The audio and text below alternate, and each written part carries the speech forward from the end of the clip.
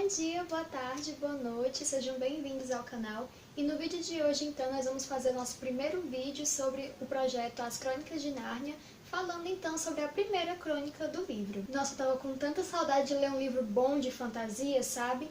Nárnia te remete a tantas coisas boas e te dá um acalentozinho gostoso no coração que você fica muito soft lendo. Eu tava realmente necessitando ler um livro de fantasias muito bom, porque fazia tempo que eu não lia algo do gênero, e eu tava assim ávida, e eu tava até com certo medo de não gostar mais de Nárnia, porque faz muito tempo, como eu já tinha dito, que eu tinha lido pela primeira vez, mas foi uma experiência maravilhosa, foi muito bom ter relido, e ainda bem que eu lancei esse projeto, porque assim, só assim pra eu me impulsionar a voltar a ler esse livro. A linguagem empregada na construção da história é muito fantástica, é muito fascinante, porque ela é tanto acessível para crianças e adolescentes, como ao mesmo tempo ela não é cansativa nem enfadonha para adultos.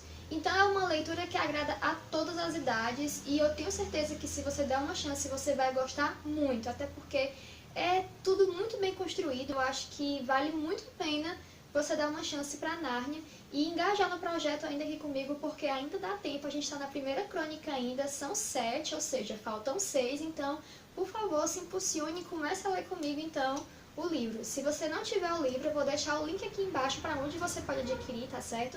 E lembrando sempre também que se você adquirir qualquer coisa pelos links que eu deixo aqui embaixo, você vai estar contribuindo no crescimento do canal. Mas agora, falando sobre a primeira crônica, bem, nessa primeira crônica, então, que se chama O Sobrinho do Mago, nós conhecemos o Dígore e a Polly, que são duas crianças. Inclusive, o Dígore, ele que é o sobrinho do mago, certo? Eles são vizinhos e, por um acaso, enquanto a Polly tá brincando, ela encontra o Dígore, que também estava brincando. Assim, os dois viraram amigos. E aí, então, eles descobriram uma passagem subterrânea em uma das brincadeiras deles. Chegando lá, enquanto eles brincavam e se conheciam, o Dígore falou que a mãe dele estava muito doente, bem debilitada, e ele morava também junto com a tia dele e com um tio. Esse tio dele era meio maluco das ideias, e aí, num certo dia, eles estavam brincando e eles queriam então chegar numa casa abandonada, que se dizia ser abandonada lá do lado da casa deles, e aí eles iam então passar por um túnel subterrâneo para chegar lá. Entretanto, por conta de erros de cálculos, eles acabaram chegando, foi então no quarto do tio do Dígore, e aí eles descobrem que realmente ele não gira muito bem das ideias. Mas eles ficam com medo do tio dele, por conta que ele meio que ameaça eles dois para participar de um experimento lá que ele está fazendo. E aí então, quando as crianças se negam a participar desse evento, né, dessa experiência que ele está fazendo, ele oferece então para a Polly um anel amarelo, dizendo para ela que ela pudesse escolher, que seria meio que um presente para ela. Quando a Polly toca nesse anel, ela simplesmente some. O tio do Dígore consegue fazer com que o Dígore pegue o outro anel e vá atrás da Polly e traga ela de volta. E assim ele encurralou as duas crianças e elas conseguiram fazer então parte da experiência que ele estava fazendo. O Dígore está andando com 3 anéis. O amarelo, que ele está indo para poder chegar lá onde a Polly está, e 2 verdes, porque os 2 verdes iam levar eles de volta para casa. Quando o Dígore chega no local onde a Polly está, ele descobre que é um bosque muito silencioso, mas ao mesmo tempo muito bonito, muito grande. E o curioso também é que eles chegaram lá através de um lago, e lá nesse bosque existiam muitos lagos, certo? E eles perceberam também que eles meio que não se lembravam um do outro quando chegaram lá nesse bosque. Aos poucos, então, é que eles foram lembrando, tendo as suas memórias de volta, e aí eles lembraram o que tinha acontecido e como eles tinham parado lá. Aí as crianças ficaram fascinadas com o poder mágico dos anéis, e então elas decidiram explorar mais um pouco aquele bosque que elas batizaram de Bosque de Dois Mundos. Ah, outra coisa que eu esqueci de falar, rapidinho, eu até coloquei no começo do vídeo, mas eu vou falar de novo, teremos spoilers, certo? Então se você não tiver lido a crônica ainda, para o vídeo, porque eu vou dar spoiler sim, tá bom? Então é só esse avisinho básico e rápido. Bem, mas voltando à história, eles vão então explorando cada um dos lagos que tem naquele bosque, marcando antes, claro, o lago que eles tinham chegado lá, porque senão eles poderiam perder, porque era infinito aquele bosque.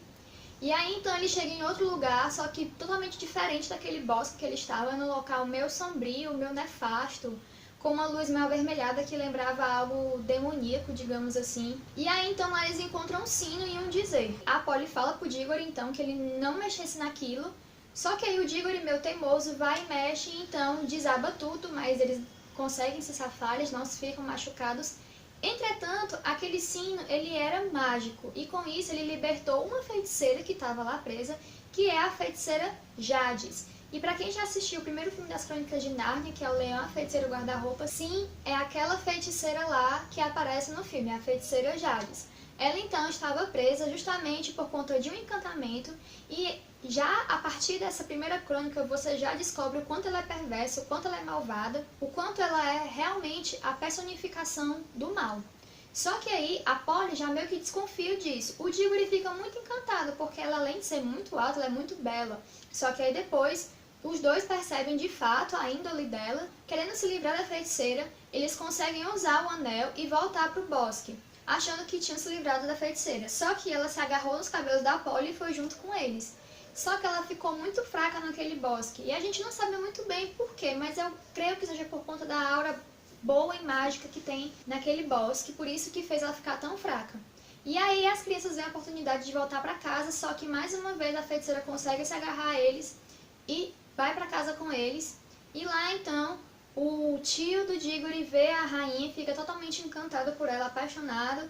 E ela usa ele como capacho e ela pretende então dominar lá onde eles moram. E aí começa uma série de atrapalhadas que chega até engraçado, para não dizer trágico, porque ela realmente causa um caos lá na cidade. As crianças então tentam fazer uma forma com que a feiticeira volte para a terra lá onde eles estavam, para que eles deixem ela lá e eles possam voltar para casa sãos e salvos. Até porque o Diggory teme muito pela mãe dele, ele acha que qualquer esforço a mais ou então qualquer perturbação pode prejudicar a saúde dela, porque ela está realmente muito debilitada. Acaba que em meio a mais confusões, tanto o Diggory quanto a Polly, quanto o tio do Diggory, quanto a rainha Jades, né, a feiticeira Jades, vão então para outra terra, sem ser aquele bosque dos dois mundos, mas é outro lugar. E aí, então, quando eles chegam lá, eles sentem uma mágica diferente. Não tipo como a do bosque, mas ainda assim uma mágica diferente, boa, acolhedora. Ah, e eu esqueci de dizer também que por conta da confusão lá que a feiticeira Jades provoca lá, um cavalo e o cocheiro que ajudou o tio do Diggory e a feiticeira, tanto o cavalo quanto o cocheiro também foram para Nárnia, por engano. E aí lá, então, eles ficam encantados porque eles veem, então, um leão que sim, Aslan, e Aslan então começa a rosnar, na verdade ele começa a cantar em diferentes melodias, e conforme ele vai cantando, as coisas vão se surgindo.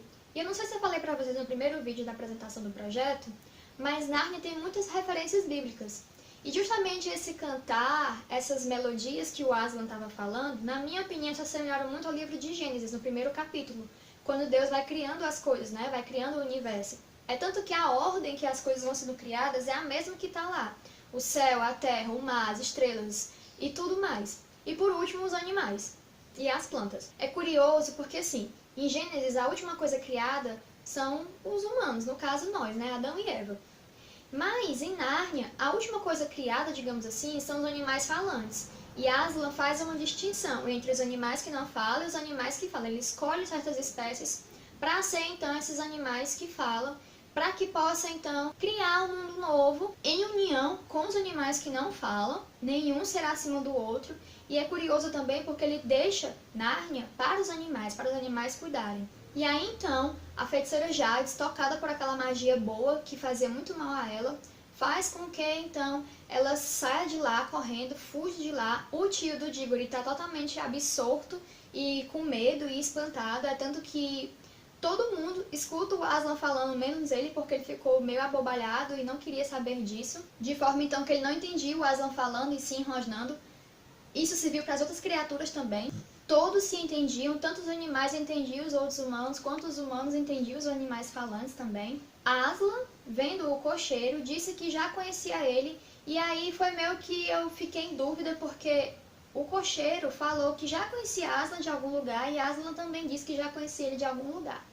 E a partir disso, então, Aslan fez do cocheiro e da mulher dele, que ele transportou depois, os primeiros reis de Nárnia. Pra mim soou muito como se fosse Abraão e a mulher dele, sabe? Que a partir da descendência deles ia ter prosperidade, os filhos dos filhos dos filhos dos primeiros reis, eles iam governar com justiça, com sabedoria, e a descendência deles seria sem fim.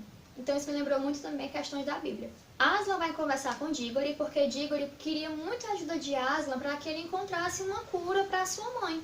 E aí Aslan disse que poderia ajudá-lo se ele fizesse um favor para remediar o mal de ter levado a feiticeira Jades lá para Nárnia. O Dígore, a Polly e o Pluma, que era o cavalo lá, sim, aquele cavalo que foi junto com o cocheiro, que agora era falante e também voava, os três então partiram numa missão para buscar um fruto, que é uma maçã, mais uma referência bíblica, para dar então para Aslan. Só que chegando lá nesse local, eles encontram a feiticeira, e a feiticeira tinha comido do fruto dessa árvore, e Aslan tinha dito para não comer desse fruto, porque então ia causar coisas ruins para eles. O Dígore então pega uma fruta para entregar para Aslan, e a feiticeira Jades, que já estava no local e já tinha comido um fruto, o que deu a ela a beleza eterna, a juventude eterna, disse para Dígore também fazer a mesma coisa, que Aslan estava enganando ele, que aí ele podia muito bem pegar essa maçã e usar para cuidar e tratar e curar a mãe dele.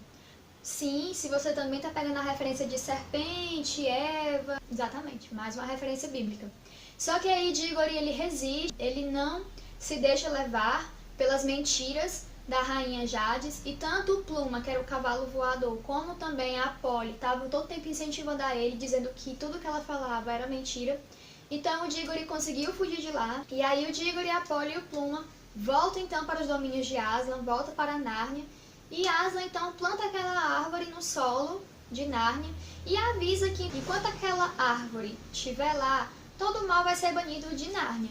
Mas ao mesmo tempo ele fala que a rainha Jades, que era o próprio mal, poderia muito bem voltar. Ela ainda iria voltar, ela ia ficar mais forte, ela ia mergulhar mais nas artes das trevas e ela ainda ia voltar para devastar Nárnia. Mas que não se preocupassem, que de um jeito ou de outro as coisas iriam melhorar. E ele falou também que ele iria fazer de um jeito que todo o mal recaísse sobre ele. Como Jesus, né, quando se crucificou, né, quando se sacrificou pela humanidade, não é mesmo? Então, mais uma referência bíblica também. Sim, gente, Nárnia está cheia de referências bíblicas, certo? Preparem aí. Se você conhece, entende histórias da Bíblia, se preparem, porque tem muita referência nessas histórias. Vocês vão ver. Aslan, no outro dia, entrega para Dígore uma das frutas da árvore que ele plantou, que já tinha crescido por conta do solo ser mágico. E aí o Dígore e a Polly voltam para casa, então, e a mãe do Dígore é curada por conta do fruto, certo? E aí o Dígore resolve, então, pegar o bagaço, né, e as sementes da maçã, junto com os anéis que eles utilizaram para ir para Nárnia, e enterrar no chão lá da casa dele. E aí, então, ia crescer uma macieira, e com essa macieira foi feito, então, um guarda-roupa. E se vocês estão pegando o que eu estou dizendo, sim, é o guarda-roupa que é da segunda crônica, que está no livro. E também o Dígore é aquele senhor que aparece naquela casa em que o Pedro, a Susana, o Edmund e a Lúcia vão para lá por conta da guerra. Ele é aquele senhor, dono do guarda-roupa, e aí nós temos um gancho perfeito entre a primeira crônica e a segunda, e o filme que foi lançado, não é mesmo? Outra coisa importante de se salientar é porque é o seguinte, a rainha Jades, quando ela estava fazendo aquele fuzuê todo, ela pegou um poste, arrancou esse poste, e de alguma maneira esse poste também foi para Nárnia quando eles fizeram aquela última viagem, né? Que foi o Dígore, a Polly, o cocheiro, o cavalo, enfim. Lá ela arremessou esse poste para atacar no Aslan. Só que não nem tocou no Aslan e simplesmente caiu esse poste no chão. E a feiticeira, né, com medo e assustada desse poder imenso do Aslan, fugiu, e foi aí então que se deu aqueles eventos que eu falei para vocês. Esse poste, então, de alguma maneira é plantado lá no chão, né, na terra sagrada de Nárnia, e aí então ele vira aquele poste que aparece no filme em que a Lúcia e o Sr. Túmino se encontram, né, aquele poste de luz. E eu vou parar por aqui que eu já estou dando spoilers já do filme e também da segunda crônica, mas para quem já conhece, sabe, né, do que eu estou falando. Mas enfim, é isso, fica aqui o meu convite mais uma vez. Ainda dá tempo de vocês se juntar nesse projeto com a gente, tá muito maravilhoso, está sendo muito gratificante. E eu espero que tenha sido claro aqui, né, o primeiro vídeo sobre essa história maravilhosa e que mostra muito bem como é que nasceu então Nárnia, como é que Nárnia é vigorosa e resplandecente e cheia de vida como a gente conhece. O próximo vídeo então vai sair no dia 2 de fevereiro, anotem aí na agenda de vocês, dia 2 de fevereiro nós vamos conversar então sobre a segunda crônica, que é o Leão, a Feiticeira e o Guarda-Roupa, e vamos falar também do filme para ver as semelhanças, as diferenças e tudo mais. E é isso, espero que vocês tenham gostado. Se gostarem, não esqueça de deixar o seu joinha, ajudar a compartilhar, porque ajuda muito mesmo no crescimento do canal. Um beijo bem grande, tchauzinho!